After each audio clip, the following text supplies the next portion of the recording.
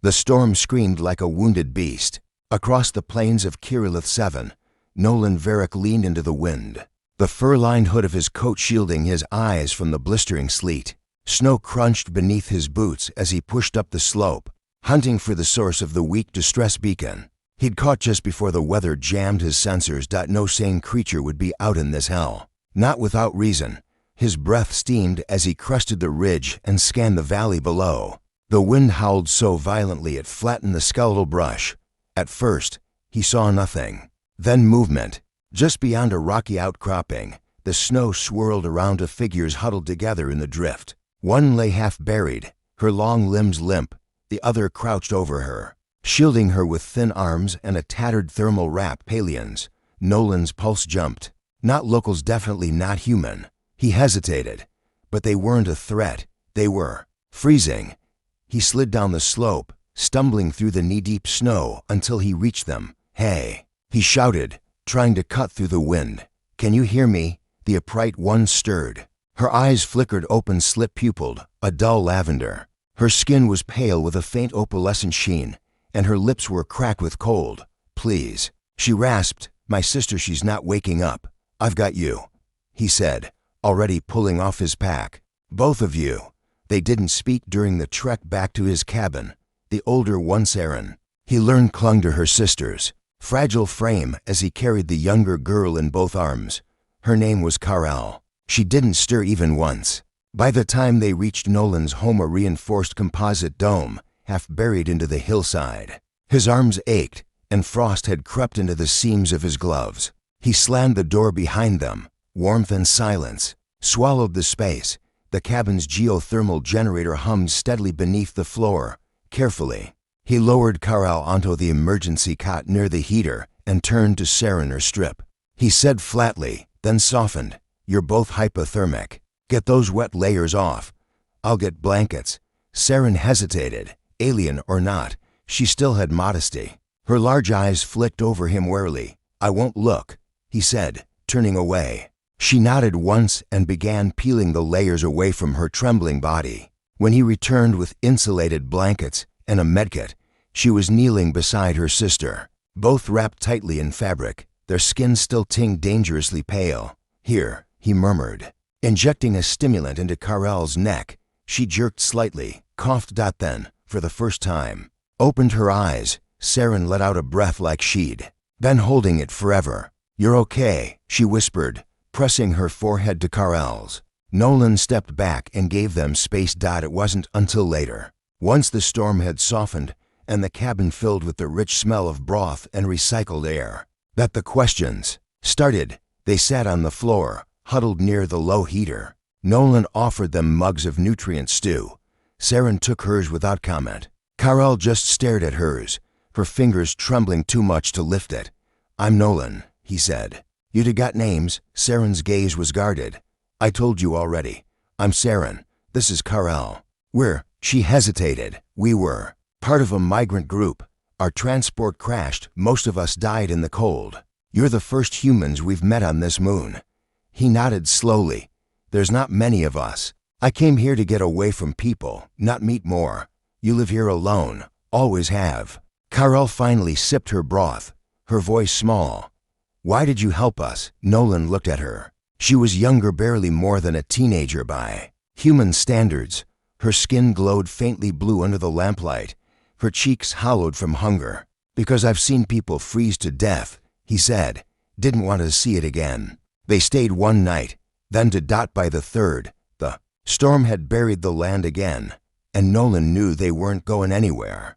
Karel began to smile again, tentative and shy. She followed Nolan around the cabin, asking questions in her lilting accent.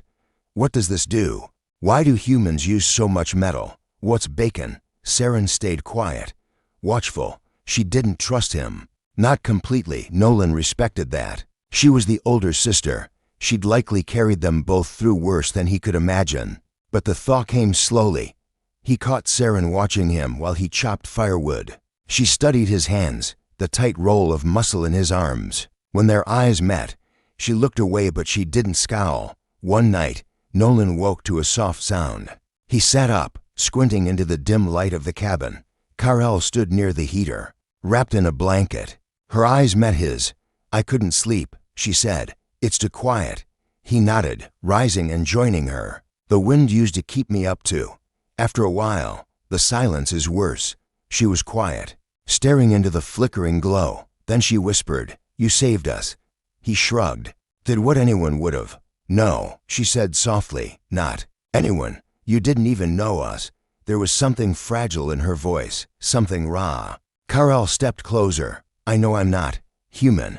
I'm not like you. But I wanted to say thank you." Before he could answer, she leaned in and pressed her forehead to his chest. Nolan froze. Then gently, carefully, he laid a hand on her shoulder. Saren stood in the doorway, her eyes shadowed. She didn't speak, but she didn't stop them either. By the end of the first week, they were a rhythm. Karel helped in the kitchen, clumsy but eager. Saren mapped what few supplies they had and began working on a repair plan for the sisters' broken transmitter. Nolan found himself talking more than he had in years. He told them about Earth, about its green forests, its oceans, its wars, about why he left, about how quiet it had been since. Saren shared stories in return of floating cities, of traveling by thought alone, of a world she could never go back to. Karel just listened. Sometimes she hummed.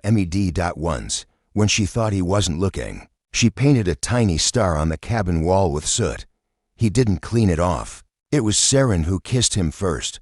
They had just finished sealing the outer vent, frost still clinging to their clothes. Nolan laughed at something she muttered in her native tongue, a curse. She admitted, and when he turned, she was there. Her fingers brushed his jaw. "I don't know what this means to you," she said, voice rough. "But where I'm from, we owe life debts, deep ones. And sometimes they become." She didn't finish the sentence, just leaned in and kissed him. Fierce and soft all at once. Nolan didn't pull away. He kissed her back, slow and honest. Karel watched from the shadows. Later, she curled up beside them in the warm cot and said nothing. Her fingers found his under the blankets.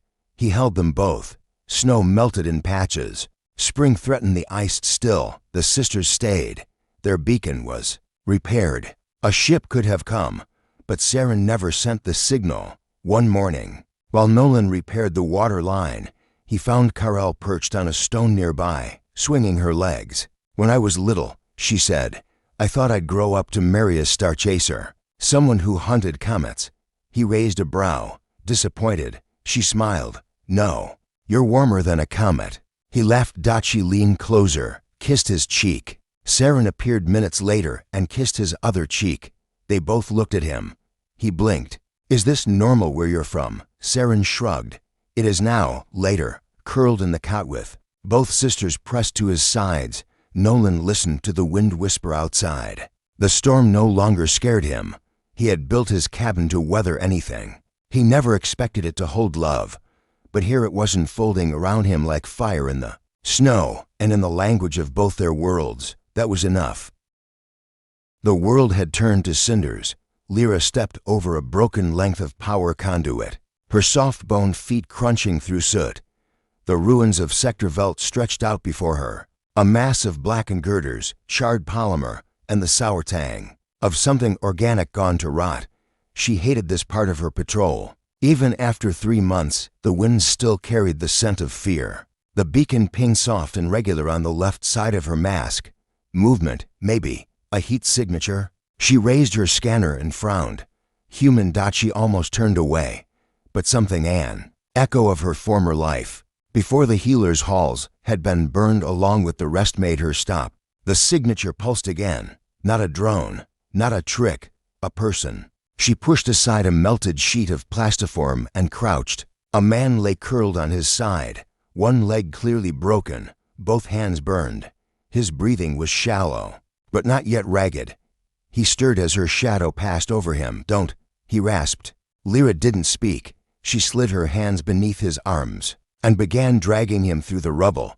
He tried to resist, then passed out from the effort. The temporary shelter she used was tucked beneath a still-standing tunnel arch. It wasn't much, just scavenged plating curved into a half-shell. Against the ash rains, she laid him down on a thermal mat and knelt beside him, opening her satchel. Human physiology was crude, thick-blooded, slow to regenerate. But he was breathing. His face was gaunt. His body starved.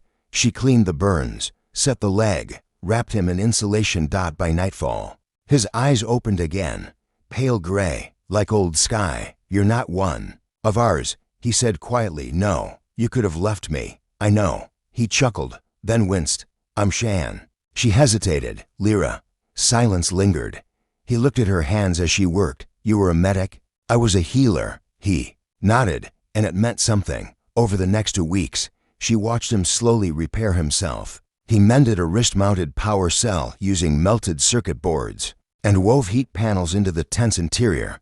He was clever with machines and careful with words. His wounds scabbed over. He never thanked her directly, but each time he fixed something, he looked at her like he meant it. One night, he asked, "Why are you here?" Lyra paused, spoon midair. "I lost everything I built. I couldn't walk away." He was quiet a long while, then whispered, "Same." They scavenged together. She knew the safest paths. He knew how to find power in dead things. Once, they found a functioning irrigation drone. It hovered dumbly in place, sensors frozen in a reboot loop. Shan climbed onto its back to reset its core. He slipped. She caught him. Their eyes met. He didn't say anything, just squeezed her wrist before dropping down. She felt the warmth of his grip for hours. It was after the first false spring that he asked, "What do your people think of this?" She stopped repairing the solar blanket. "I haven't told them, and if you did, they would think I lost my mind."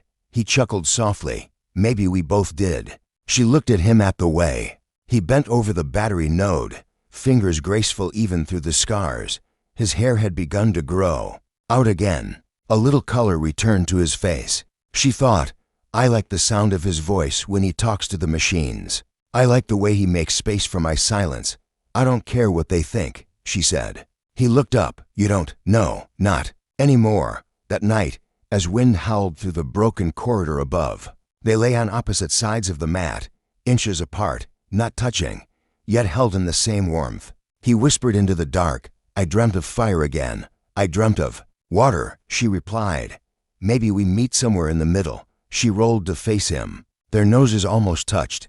"Maybe we already did," she said. When spring truly came, when the ash cleared, and the first weak vines curled from shattered concrete, they stood at the edge of the ruins. Their home was dead, but something was alive in its place. He reached for her hand. She let him. They didn't speak of what came next, but she knew that in the heart of the fire's wake, something had bloomed. She didn't speak his language, and that was the first mercy. The meltwater stream behind the cabin hissed with the heat of the black stone vents, releasing clouds of steam and silicate gas. She'd emerged from it half dead, curled around a child, no older than 5, her skin patterned with burn-like textures that glowed faintly when she moved. He didn't know what species she was. He didn't ask. He took them in. He shouldn't have. The woman didn't give her name, and he didn't press. She had the look of someone who had long ago lost anything to trade, not food, not weapons, not stories, just a weary, brutal tenderness she directed solely at the child. He made space for them in the cabin, a 2-room geothermal shelter meant for quiet survival, not this, not strangers. But he moved his tools from the workbench to the floor and laid out heated blankets near the stone hearth. She never said thank you, but her nod, slow and wary, was enough. The child never cried, never spoke, but she clung to the woman with that bone-deep desperation he'd seen before in wars, in the refugee camps beyond the southern ridgeline. It was the look of someone who'd carried too much death. He didn't ask what they were running from. They shared food, not much to go around, just protein paste, boiled root spores, and nutrient seeds crushed into cakes.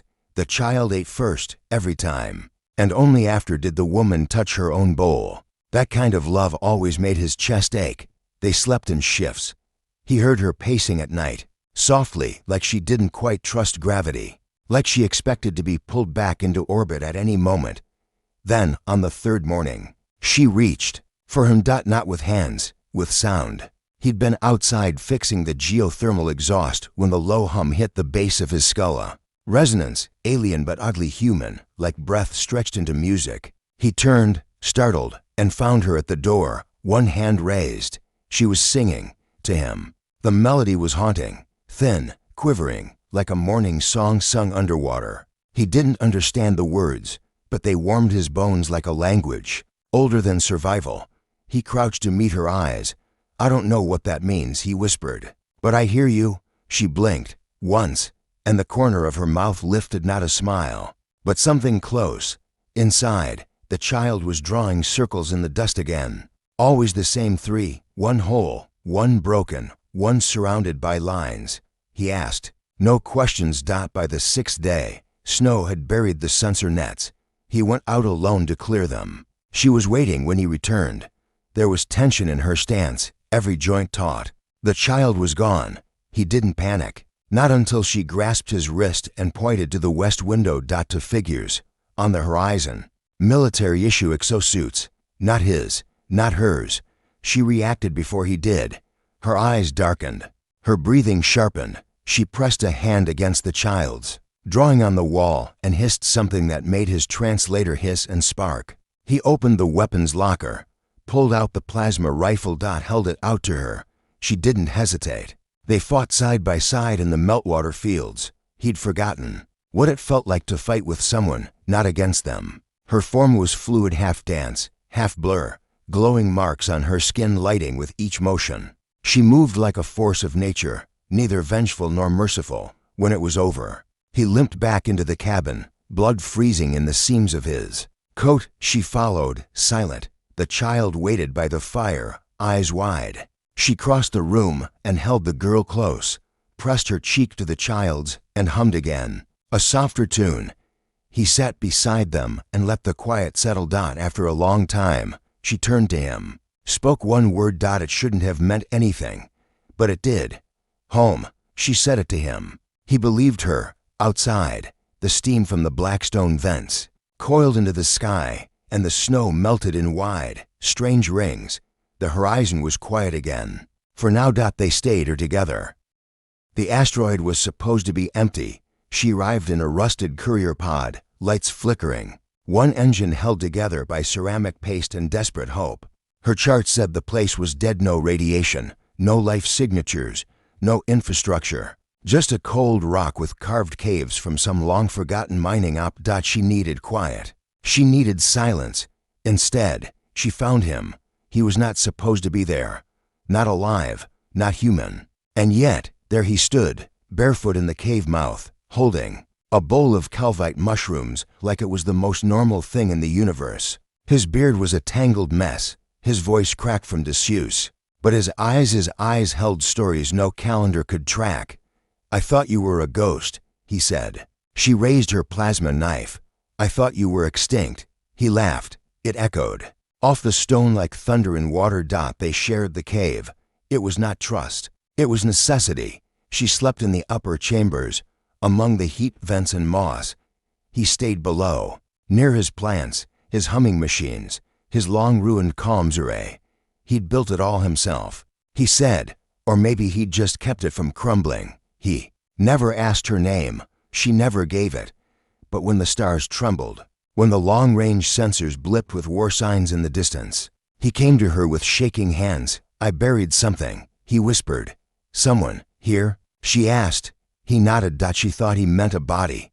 He led her to the farthest chamber. What she saw was not a grave. It was a cradle, suspended in an amber casing, sleeping peacefully.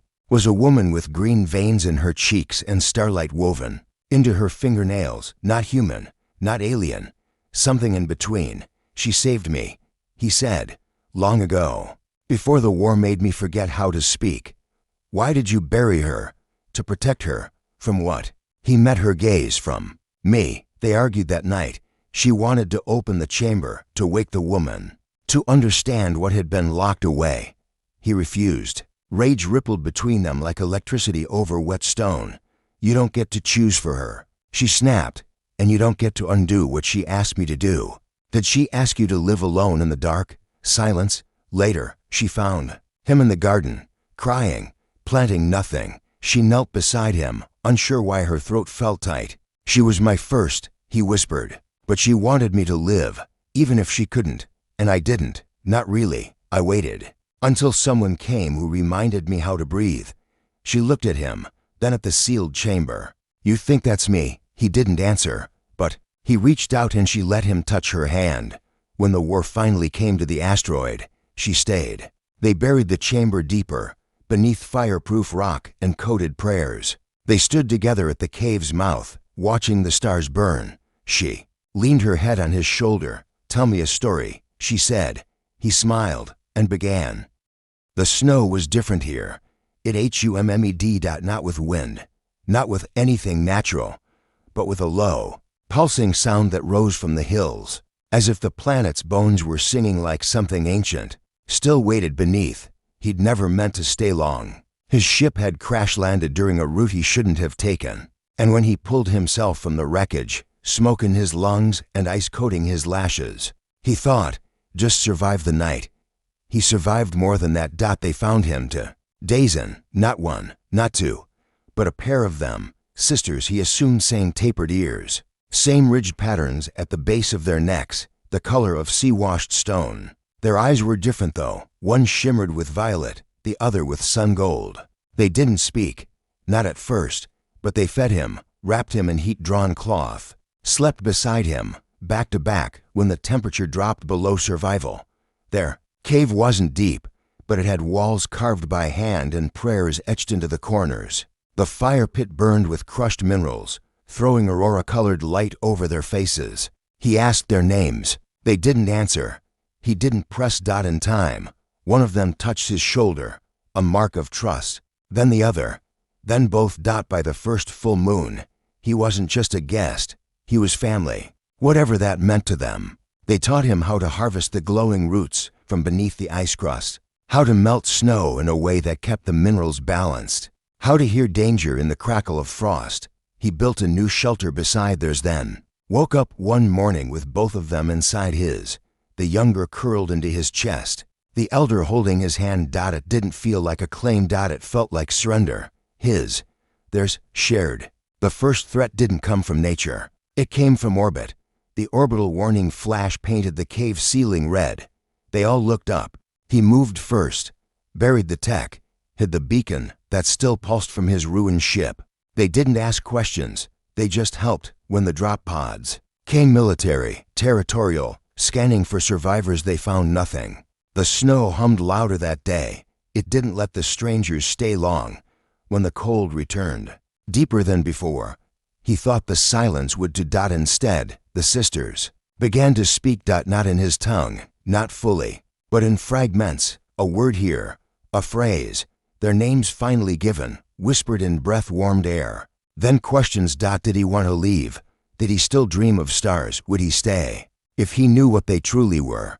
He didn't hesitate. Yes. And yes again. They showed him then, under the ice shelf, through a passageway sealed in song. Their true forms, not just humanoid, not just alien, something older, fractal, glimmering, shaped by time and pain and a kind of yearning he couldn't name. He cried. He didn't know why. They held him, not as a savior, not as a prisoner, but as theirs. He whispered his vow into the snow. The snow answered. Their warmth, he learned, was never just theirs. It had been passed through generations, through survivors, through crash-landers like him, through love that didn't fit words.